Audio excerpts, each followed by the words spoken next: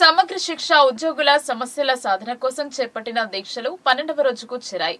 ప్రభుత్వం స్పందించి సమస్యల పరిష్కారం చేయాలని డిమాండ్ చేశారు. నిజామాబాద్ జిల్లా సమగ్ర శిక్ష ఉద్యోగుల దీక్షకు పలువురు సంఘీభావం తెలుపుతున్నారు. సమ్మెలో భాగంగా సమగ్ర శిక్ష ఉద్యోగుల ధూమ్ధామ్ కార్యక్రమం చేపట్టారు. పాటలు పాడుతూ నిరసన చేపట్టారు. న్యాయపరమైన డిమాండ్ల సాధన కొరకు 12 రోజులుగా నిరసనలు సమ్మె చేస్తున్నా ప్రభుత్వం పట్టించుకోవట్లేదని, ఇకనైనా తమ న్యాయపరమైన రెగ్యులరైజేషన్ సత్వరమే చేయాలని కోరారు. 20 సంవత్సరాలుగా విద్యాశాఖలో భాగమైన సమగ్ర శిక్షలో అతి తక్కువ వేతనాలతో వెట్టి చాకిరీ చేస్తూ విద్యాశాఖను సర్వతోముఖాభివృద్ధికి తీసుకెళ్తూ కష్టపడుతున్న కనీస వేతనాలు లేక కుటుంబాలు ఆపసోపాలు పడుతున్నాయని వాపోయారు.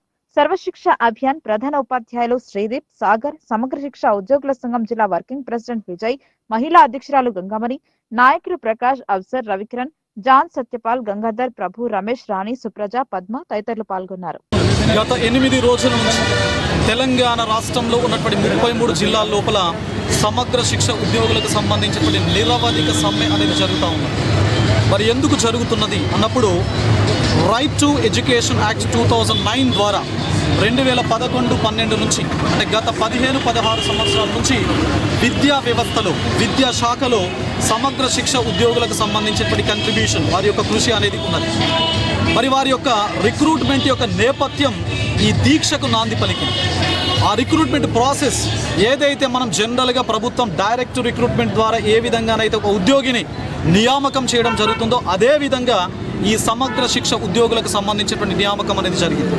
అంటే కలెక్టర్ ఆధ్వర్యం లోపల ప్రతి జిల్లా స్థాయి లోపల ఒక నోటిఫికేషన్ ద్వారా, రిటర్న్ ఎగ్జామినేషన్ ద్వారా, రోస్టర్ ద్వారా, రూల్ ఆఫ్ రిజర్వేషన్తో మెరిట్ ప్రాతిపదికన వీరి యొక్క రిక్రూట్మెంట్ నేపథ్యం జరిగింది. కాబట్టి తప్పనిసరిగా మా యొక్క రిక్రూట్మెంట్ డైరెక్ట్ రిక్రూట్మెంట్ నేపథ్యంతో జరిగినటువంటి దరిమిల మమ్మల్ని ఈ వ్యవస్థలో విలీనం చేయండి అని చెప్పేసి, మమ్మల్ని రెగ్యులరైజ్ చేయండి అని చెప్పేసి, ఒకవేళ ఇఫ్ నాట్ రెగ్యులరైజ్డ్ కనీసం పే స్కేల్ అయినా ఇవ్వండి అని చెప్పేసి, మా యొక్క సమస్యల్లో భాగంగా జీవిత బీమా కానీ, ఆరోగ్య బీమా కానీ, రిటైర్మెంట్ బెనిఫిట్స్ ఏవైతే ఉన్నాయో, మెటర్నిటీ లీవ్కు సంబంధించినటువంటి మహిళలకు సంబంధించినటువంటి లీవ్ ఏదైతే ఉందో వీటన్నింటినీ కన్సిడర్ చేయండి, మాకు న్యాయం చేయండి అని చెప్పేసి వీరు గత 8 రోజుల నుంచి ఈ నిరవధిక సమ్మె బాట పట్టడం జరిగింది.